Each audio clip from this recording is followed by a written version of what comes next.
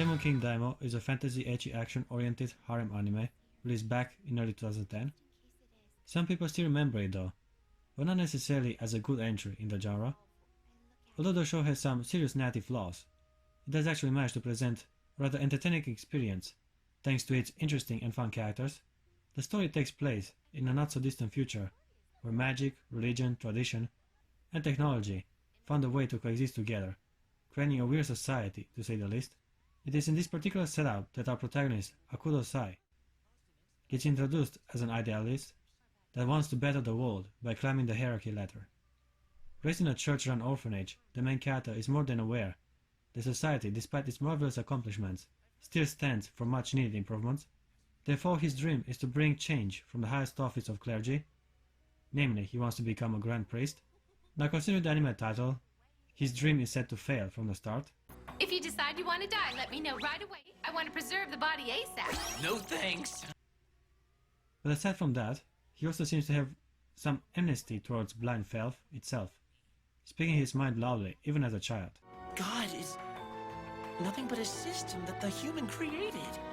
You need to apologize to God. I can't apologize to something that doesn't exist. This is why you're an orphan. Having a priest as a harem king would have been an interesting take on the genre. Sadly, the show decides to take a more classic approach. Our protagonist leaves the church and transfers to a magic academy, where he hopes to find some guidance to help him on his path. The school he applied to has a weird connection to the occult. As I previously stated, magic and religion somehow band together to create this Hogwarts-like facility.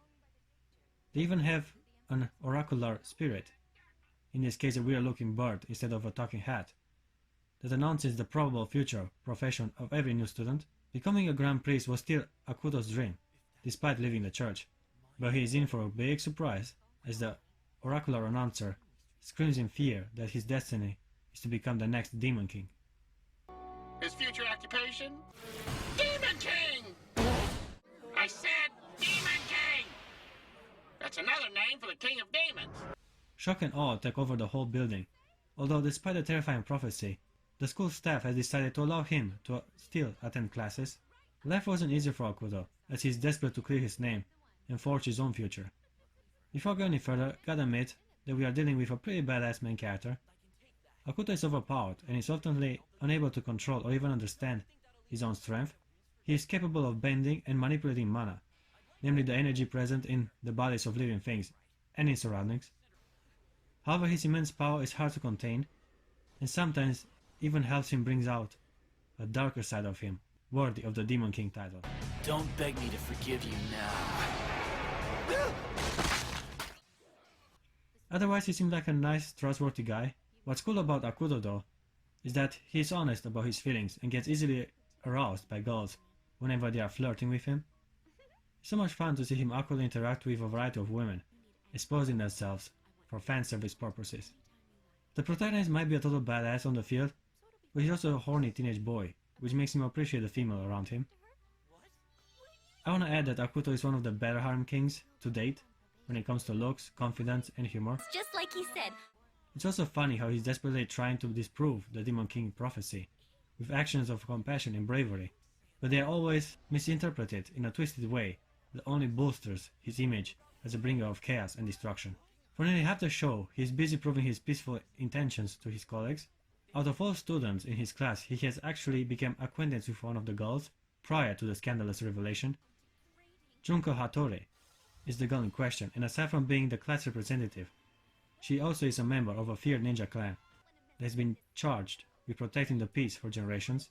Now Akuto eventually becoming the Lord of Chaos and Destruction ain't exactly appealing to Junko, considering her devotion and a strong sense of justice. Which is a shame, because the two of them had a chance encounter before the first day of school. Junko was rather impressed by his noble ambitions of becoming a grand priest, and even trusted Akuto enough to form a pact with him to make the world a better place. Grab it. This is the ceremony of my religion to bond the equal friendship between us. But all got shattered when she discovered that Akuto is actually prophesied to become the Demon King. Junko ushers resentment and anger towards the protagonist, believing that he knew about his destiny and that he tricked her into becoming friends. Let me address her character and appearance for a moment. She's a rather attractive teenage girl, wearing traditional undergarments clips of which I sadly cannot show. Junko has quite a temper, quick to judge, and takes action which results in many instances when she is in the wrong, rash decisions, and mistakes that she usually later on regrets. What? I can't believe I mistook someone who was helping my grandmother for a robber. Why did I act that way? I'm such a bitch! You can see that she means well, but is rather shy and easily flustered, mainly because of her lack of experience with interacting with boys. Junko is also often portrayed as having tsundere tendencies, with her rash and violent behavior. Being on the subject of girls is as good a time as any. To give you the full picture, Kena Soga is one of Akuto's classmates, with red hair, feminine stature, and always wearing a bird-shaped hairpin, which is later on revealed to be a gift from the main character. You see, they both met as children at the church-run orphanage, and before leaving, the protagonist gave her the hairpin as a reminder, and yet somehow, now, as a teenager, he has forgotten who she really is. Hey, I've always wanted to ask you this, but don't you think we've met somewhere before? I guess considering her hair color and similar background story with Akuto, Kena is supposed to be the main love interest. Not until the second half of the show it is teased to be so, because at the beginning she was some random secondary character that ate a lot of rice. Something else worth mentioning is that her powers allow her to somehow fly, and she also has the ability to make herself invisible, leaving a trail of clothes whenever running away from Akuto. Hey, where'd she go? You'll catch a cold! What's also never explained is why she ended up being so detached from reality, and often quite nonsensical while interacting with others.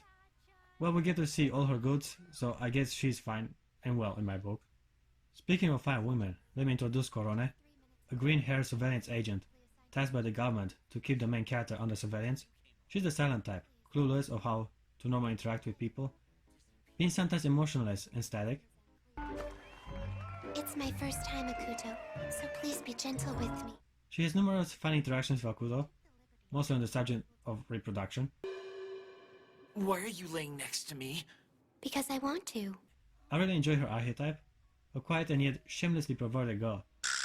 I was just, You're a true pervert, aren't you? That follows the protagonist around with a vengeance.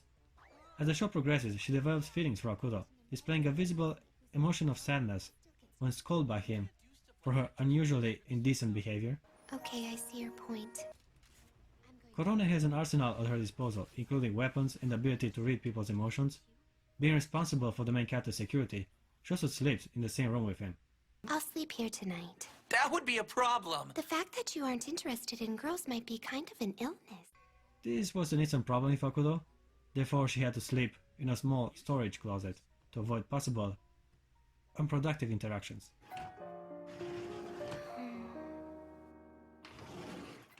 Fujiko Eto is the head of the girls' dorms at the academy and also the more mature woman from the bunch.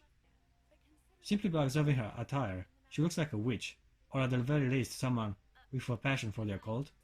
And I was right on the money, as Fujiko spends most of her time in her creepy-looking research lab, scheming and planning to gain power, primarily by seducing the Demon Lord.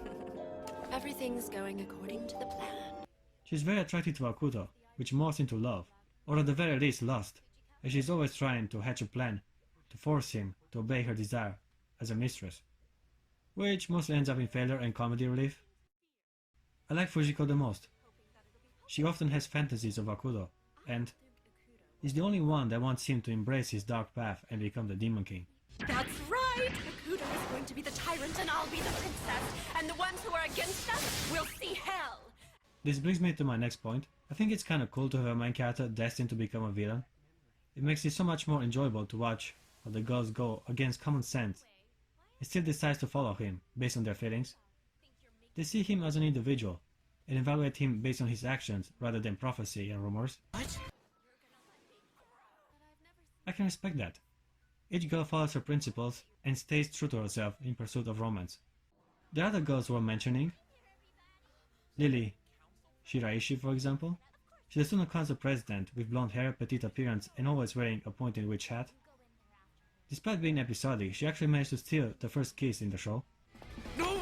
Oh, President! I forgot to give you the prize. Another episodic but worth mentioning girl is Junko's main rival, Aiko Teruya. She's also a ninja with a slender body and green hair long ponytail. Mysterious and seductive, she often flirts with Akuto, apparently only to further her schemes, although when rejected she becomes extremely hostile towards him. But now, I should just go ahead and kill you. Aiko has a habit of appearing out of nowhere, and disappears just as quickly, making her a convenient character to be thrown around whenever the story gets stuck. You're so terrible! And now, sadly, it's time to talk about the biggest negative the anime has, namely the story. It was decent until the last 3 episodes, when everything makes no sense anymore, and background secondary characters take forefront, creating a narrative mess. The editing is all over the place. The anime cannot maintain a single scene till its resolution before some other obstacle to be thrown in the way, as the show itself does not really know how to properly execute character arcs. So much action and so many barely introduced or even new fighters are filling the battlefield, creating an epic confusion that I have yet to witness in any other anime. It's just I simply can't invest myself in what's happening, since none of it was developed so far. The show is character based and all this god system, demon, dragon and dungeon bullshit was just in the background, presenting a mysterious atmosphere and interesting creatures. Frankly, it's a shame, because the anime was promising and the girls in the harem are beautiful and fun. Before I proceed with the rating, I will also address the opening song. It is badass both in sound and visuals. The show knows it as well, as it alternately plays the song as a background theme.